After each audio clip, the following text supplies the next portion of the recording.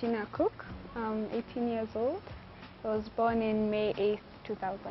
Born in Nairobi. I don't know which exact hospital though. Yeah.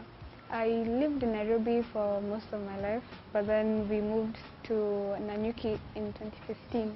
I'm a ballerina, also a dance instructor. I've been a dance instructor for the past almost 4 years now. Yeah. I have a blended family actually. My mom and dad divorced when I was 3. So from my mom and dad, we are 3 of us. I'm the second born. So I have a brother, me, then a younger sister. Then both my mom and dad remarried. So on my mom's side, I have another sister and a brother. Then on my dad's side, I have 2 sisters. So in total, we're like 7. But you know, on each side, 5. So yeah. I live with my mom. My dad actually recently moved to Canada. Yeah, so I'll just be with my mom here in Kenya. I lived in Nairobi West, South Sea, those areas. So that's where most of my childhood is. Yeah. Well, I do remember moving from house to house. I can't say we lived in one house for a long time. So that area, South Sea, Nairobi West, I really know it like with the back of my hand. I had quite a lot of fun. I used to live in an estate, so that was like the highlight of everything, coming home from school and then playing in the estate with like tons of kids. So that was fun. For the beginning of primary, I went to Moi Educational Center in Nairobi West until class 6. Then moved to Consolata, finished class 6 and did class 7. Then did homeschooling, actually, yes. I did homeschooling with a system called ACE. It's an American system, a Christian one. So I did homeschooling from 2013 up to 2016. Then moved to Nanyuki with my parents. Then my mom started a school called Hampton School with that same system. So I now continued on until I finished in 2018. Well, it was a big shock. I left all my friends there, and at that time, mobile phones were a little bit still too expensive, and I was still like 11. So I didn't really have a phone, and then I lost contact with all of my friends. So that was a little bit tough. But in terms of schooling, it's a very adaptable system. It's very good. Very easy to learn. It's very good. That's all I can say about that. Actually, there was no trainer. My mom was our supervisor. They're called supervisors. So it was just me and my family for 3 years. But because we were homeschooling, there is an organization that now deals with homeschoolers. So the homeschoolers, like for a certain region, would meet up on certain days and then have socialization. So we used to do that. It was called co-op. We used to do it every Thursday. And then I would have larger regional meetups. So I also used to meet other homeschoolers in the system and we'd get to talk, do competition. So it wasn't so bad. But what did affect me was the fact that I had lots of friends, to almost 10 or just a few friends, and that I used to meet weekly or monthly. So that was it was a little bit rough there, but yeah. Well, actually, when the school started, it was my family again, because it was new. It was a new system as well in Nanyuki, kind of like shags. So people didn't really understand it. So for the first few terms, we were very few. I was in high school at the time, so at its peak, whilst I was there, we were 6 people in high school. From Form 1 to Form 6, all of us were 6 people in the class. So I can't say that it was like before, but slowly but surely I got to see friends on a daily basis. So at least that was nice. Well, 844, as I can say, for most people is hard. It wasn't. I was a bright child. I only had one problem when it came to homework, because I was teacher's pet. I was a teacher's pet. I always wanted to do the right thing. And unfortunately, they loved giving us homework. So, between time to play and time to hang out with your friends and then time for homework, I'd always end up doing my homework late at night. like at 12 midnight I'm still doing my homework, something like that. So I was starting to like really go back in my studies, and my parents saw that and they were like, oh, maybe we should, you know, try something else. So now when this came in, this system, ACE, you're not allowed to give homework, actually, because in the system, it's training children to live life as an adult. And as an adult, you have goals in a day that you want to try to accomplish all of the goals. So that was how the system worked. So you're given books, and you're told, set some goals that you'll finish during the day. So the aim is not to have homework, but just in case you don't finish, then you get homework. So the transition between those two systems was very, very nice for me. I really liked it because, you know, the homework was my main issue. So now that they are actually not allowed to have homework, it was very good for me. I didn't do anything during my 844 time. There was no time for me to do anything. Like I said, between hanging out with friends, playing in the estate, and homework, there was no time for extracurricular, unless maybe the swimming in school that was mandatory, athletic, stuff like that. But really, there was nothing that I pursued like apart from school. But once now we started homeschooling, you're at home the whole time, so we needed to find something to do outside the house. And we found this place called TD Tennis, or JD Tennis, something like that. It offered tennis and ballet as well. So ballet was musicitele, then tennis was JD Tennis, and I took on both. Or at first it was tennis, and then I saw my little sister doing ballet, and I was like, I want to do it, so I also did both. That was on Saturdays, and at first I didn't know. It wasn't so bulky for me. It was just a thing that we do on Saturdays. But then later on I entered into swimming, then fashion and design. So yeah.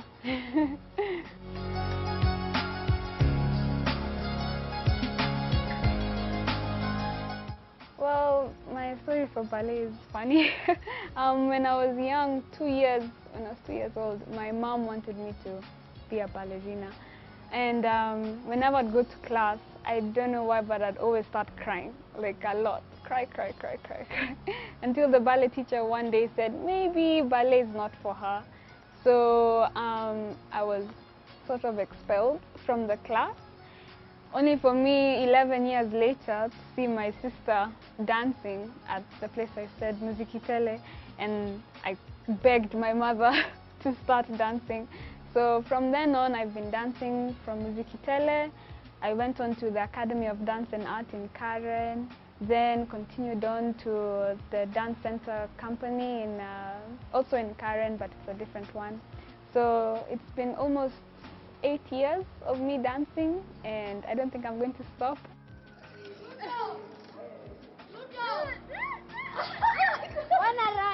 Started at 11, yeah. The place I used to go when I was 2 was in town. It was a Russian ballet teacher. So I think she left the country or something. So now when I came, it was this African lady called Teacher Truni. Yeah, but she was in Hurlingham, I think. Yeah, it was Hurlingham, somewhere there. The difficulties that I did see was, once now I continued to the Academy of Dance and Art, I saw people my age who had been doing ballet ever since they were 2, and who are way better than me, like flexible, they can do this, they can do that. So I was like, oh, I wish I would have stayed all the way. I could have been as good as them. And also because of that, they were in a way higher grade than I was. So yeah, maybe that was a challenge that I overcame. My mom at the time, when I started dancing, she was working for an NGO that was mainly helping the girl child.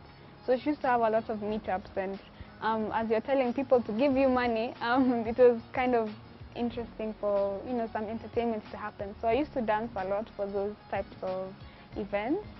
And I remember the first time I danced in front of like 100 people, and my heart was beating. I felt like after the dance, I felt like I would collapse.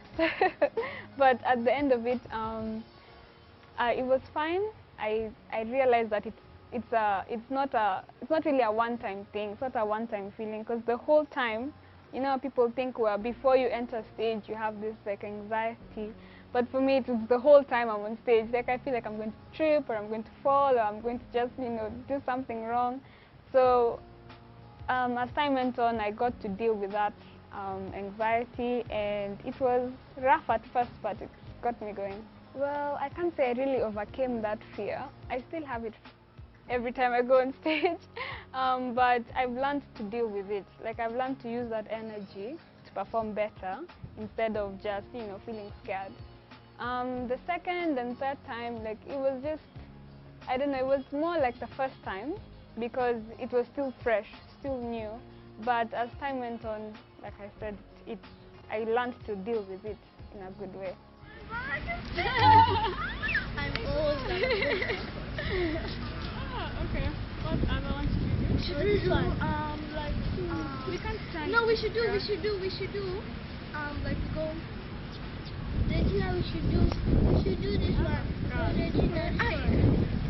Oh, we could do. No, because that.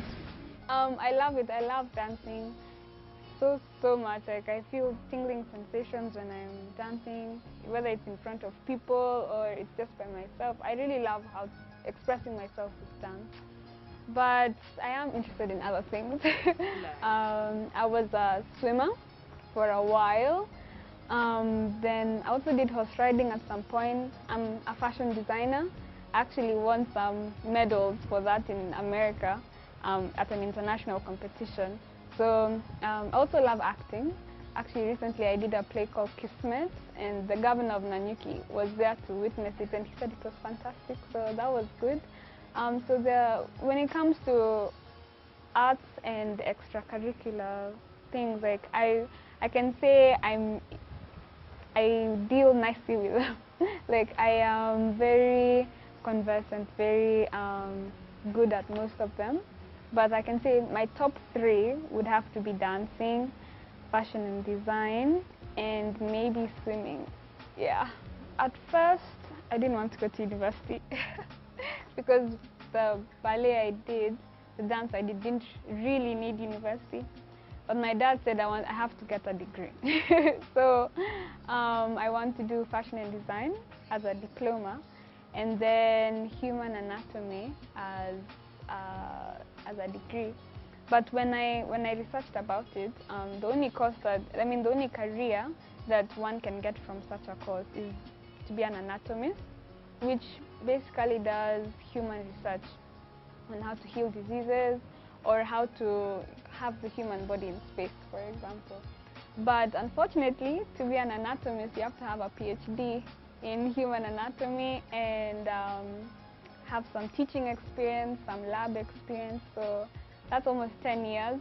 So I'm not 100% sure that that will be the role I'll be pursuing, but it's what I want to do for university at least. When we were still in Nairobi, my stepdad got a dream of a ballerina dancing that was made of money.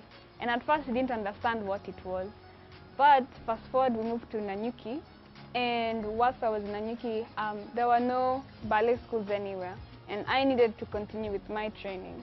So it was not so much from an economic side, but it was I need to do dance, I need to continue training, and there was no school. So he got reminded of that dream and was like, maybe you should start your own school. So that's how we ended up starting it. And at first it was just me and my sister. I was training myself and I was training my sister because we were both doing dance at the time. But then later on, more and more people got interested. So it started becoming like a part-time thing for after school because I was still in school at the time. And then it grew and I started teaching Breba Nanyuki and going places. At some point, Turi wanted to also have some of my services. So it grew and grew and grew. Then now I've opened my Nyeri branch. So yeah, I don't think there's no stopping from here. Well, at first it was the idea. So I would never have thought of starting my own school, so it was the idea. And they also did most of the funding at the beginning, that initial capital. So they did that for a while until I was able to sustain, the business was able to sustain itself. But even now and then, they still help with transportation. And for example, when I go to Nyeri, sometimes they feel like tagging along, so they help in that as well. And usually when I have events, my mom is usually my receptionist, so they do help a lot, yeah. Well, when I was with Brave and Nanyuki, it used to be ranging from 40 to 50 students. So, but then that contract ended, so now the Nanyuki branch is around 10 to 15, and then the Nyeri branch is also 10 to 15. So total is 30 students. There's already ballet in Kenya, but unfortunately it's very expensive. So, and I was thinking of myself like, but at the time, when we used to live in Nairobi, we weren't that rich. You know, it wasn't something we could just wake up and say, I'm going to do ballet, you know. So I wanted to make it more accessible to people, because currently, let's say for Nairobi, all the schools are in Karen. But what about the people in South Sea, people in, let's say, Hurlingham, you know, those sides where they may be not, like, they may not think of it at the top of their head, but in the events they do, or like in the events one of the children is a dancer, but the only dance they see is done on TV, you know. So eventually I do want to bring dance to everybody in the country, not just because they can afford it or that's their level of life, but you know, just to nurture talents that someone may not know they are a ballerina, but somewhere deep inside they are. And then hopefully once I'm done with Kenya, I can go like not country, continent-wide, because I want to keep it in Africa. I feel like everywhere else has enough, so I want to branch mostly inside Africa. For the 4 to 5-year-olds, we have 30 minutes. Then everyone else is an hour. Most of the classes range from 500 shillings to 700 shillings. But we have a termly fee, so like there are 12 classes, so you only get to pay for 10. So you're given like 2 discounts, so 5,000 to 7,000. Well, I do definitely want to go back training, because I feel like as much as I know, like one can always learn more. So the level I reached was close to semi-professional. So now I'd like to be professional. So I think I would like to go back and do some more schooling, more training. I just hope I find the time. Yeah. Never sat somewhere and had someone tell me this is how you teach. Well, I can definitely say my ballet trainers, the ones that I've had, were very good, like very, very good. And I take most of my teaching strategies from them, because it was just like a visual thing, like you see how they do it and then you try and do it yourself. It's a one-man team, me and my family. And I don't know, though now with the many branches, I think now I'll have to invest in one, because if I'm thinking of many, because actually when we started the Nyeri branch, we were supposed to start the Meru branch as well, just that we didn't get a location. So now I'm thinking if 3 branches are open and it's only me, it's going to be a little bit tough, not even in terms of office work or reception work, but even as a teacher, as a ballet teacher, when you sit down and look at that schedule, it's very, very hectic. But a certified ballet teacher goes for 3 million shillings a year, and unfortunately we have not reached there yet. And even if we have, it's only for one. You know, it will just be the same as having me. So I am looking for another teacher. That's like my main thing I'm looking for as of now. A receptionist that I can get easily, but you know, a ballet teacher is the one that will carry on my business even after I go for schooling or university, whatever. So that's what I'm mainly focusing on instead of receptionist or manager. Well, my schedule is very hectic, but I think it's not a lot of work in terms of office work, because mainly all you have to do is the reception work. The balancing of the books and the money intake, all of that, usually at the beginning of the term and at the end of the term.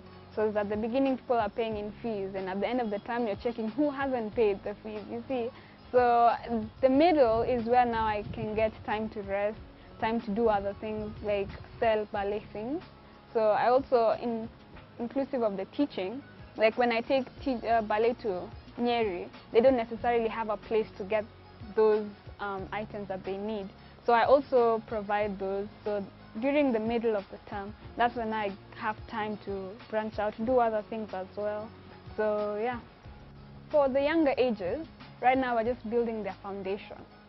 So we need to get them to a place where whichever dance they choose, they get a proper foundation of dance, because all dances, ballet is the foundation of all dances. So as long as they have that good foundation, then now we can now start competitions and everything. So for my Nyeri branch, that's basically where we are, because we're still in infancy.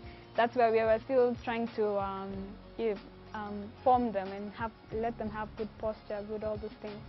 But for my Nanyuki branch, we did go to a dance competition in Nairobi International School. It was in March, but we went 2017. We did a modern dance, which is just a modern type of ballet, and we won. So that was very good. We didn't do it as ourselves. We were working with the Academy of Dance and Arts, which I mentioned earlier. So they wanted to work with us to supply them with a dance and dancers. So we did that and we won it for them, but it was us, it was our dancers. Yeah. At that time, the Nanyuki branch was also with Braeburn. So the Braeburn children, they only dance with Braeburn. So that's why I had to also be one of the contestants. But to be honest, the competition was fairly easy, because most of the other children were just doing what they saw on TV. So, and they didn't really have a dance teacher instructing them or anything like that. So I can't say that the competition was easy. However, we did work hard nevertheless, and we are very happy that we won. There were a few dances here and there, and I was actually quite surprised when we got gold. So it was an achievement I would like to remember. I do swimming, fashion and design. I do acting as well, like I've mentioned. I also tried doing nails. So that's still at its infancy though. I also like doing hair and all these other crazy things. The upkeep of the business is quite a bit. I can't say I use 100% of all the cash, because the upkeep is that it's a business. It needs to sustain itself, so I need to always put back to the business as well as its upkeep. So my profit usually goes to small things like hair, nails, or shoes, just the normal things. I can't say I'm very different in that area. It's never too early for anything. If you find happiness in something, then pursue it with all your heart, because at the end of the day, happiness is one of the most important things as a human being. So if dance makes you happy, just pursue it until you feel it's enough, So yeah, my family is blended. So in between communicating with my dad and my mom, like those logistics are a little bit tough sometimes. Then also, since I'm the only teacher in my business, like I said, the schedule is extremely hectic. So there are days where because I have motion sickness, there are days when I'm traveling to Nyeri and coming back, like I can't eat anything, but then I'm also teaching. So there are days I just feel like collapsing, or just wanting to go back to like a normal life or something. But those are just few challenges, but at the end of the day, it's all worth it. And you find ways to deal with all those things, you find things that make you happy, and become happy. I don't like thinking about the future too much because it gives me pressure. But I would like to at least have 5 branches of my dance school, each having 30 students. I think that's a fair enough goal. I would also like to pursue more of my other extracurriculars like fashion and design and acting especially, and swimming as well to keep fit. So I'd like to, keep myself also busy with other things and not just focus on one thing and let all my energy finish or all my passion. So yeah.